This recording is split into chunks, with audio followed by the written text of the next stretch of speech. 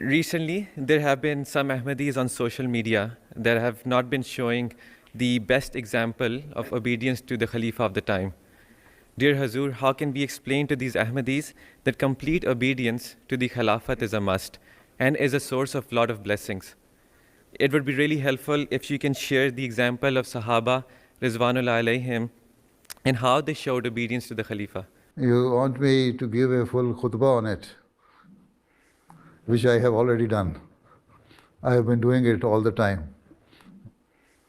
If you read the book, The Conditions of Bai'at, or Sharayat-e-Bai'at in Urdu, and that was a series of my speeches and khutbahs. This question has been answered there in detail and very elaborately. Anyway, the thing is that they are indifferent about religion. If you do some detailed research, you would see that most of them do not offer 5 daily prayers, not even Friday prayers. They do not discharge their duties they owe to Allah Ta'ala. So those who are not discharging their duties towards Allah Ta'ala, how can they be obedient to the Khilafat? Right? And there are some among them even who offer their prayers, but their understanding is not good with regards to the religion and obedience. You always say in your pledge of Khudam wal Ahmadiyya, even the condition of the Bai'at, that you will obey the maroof decisions of the Khalifa Waqt. And they say that Khalifa Waqt can also take the decisions which are not maroof. But they are wrong in this. So, do they have any list of maroof and not maroof? That this is right and this is wrong? Hazrat Khalifatul Masih Awwal has said that this word has been used for the Holy Prophet ﷺ in the Holy Quran. That I will obey the Holy Prophet ﷺ in his maroof decisions. So Khalifa Awwal said that have they made any list of maroof and not maroof decisions of the Holy Prophet ﷺ? So he said that the meaning is that whatever Allah has commanded, they will follow that one. Just last Friday's khutbah, I mentioned that Hazrat Abu Bakr radhiyallahu anhu said in his first sermon that whenever you see that I am deviating from the Quranic injunctions, commandments, and the Sunnah, then guide me and don't obey me. But apart from that, you don't have the right. So that means Khalifa of the time always guides you according to the teaching of the Holy Quran, commandments given in the Holy Quran, and the Sunnah. And once he gives the directives or guidance to you according to the Quran and the Sunnah, then you don't have any excuse to say we disobey. Either you prove that your commandment, your order, your guidance is against the teaching of the Holy Quran and the practice of the Holy Prophet ﷺ, that is Sunnah, or obey it.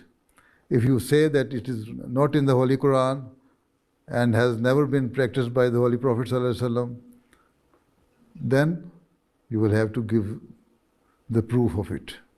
And for that you will write to Khalifa of the time.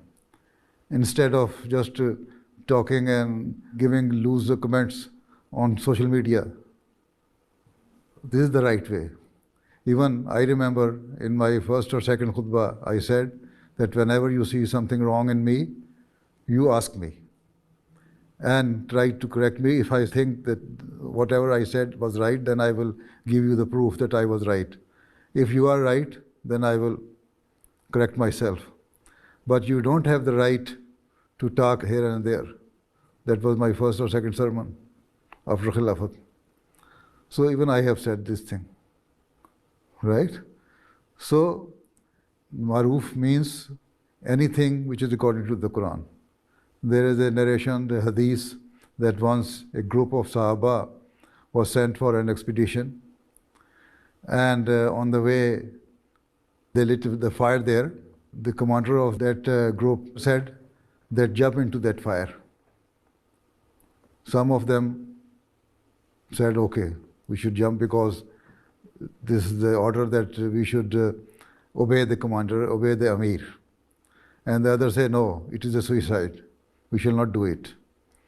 And there were some people who were ready to jump into the fire. Then commander said, oh no, they are becoming serious. He stopped and no, I was just joking. When they came back and narrated this story to the Holy Prophet ﷺ, the Holy Prophet ﷺ said that if you had done that, you had done wrong. You had done suicide.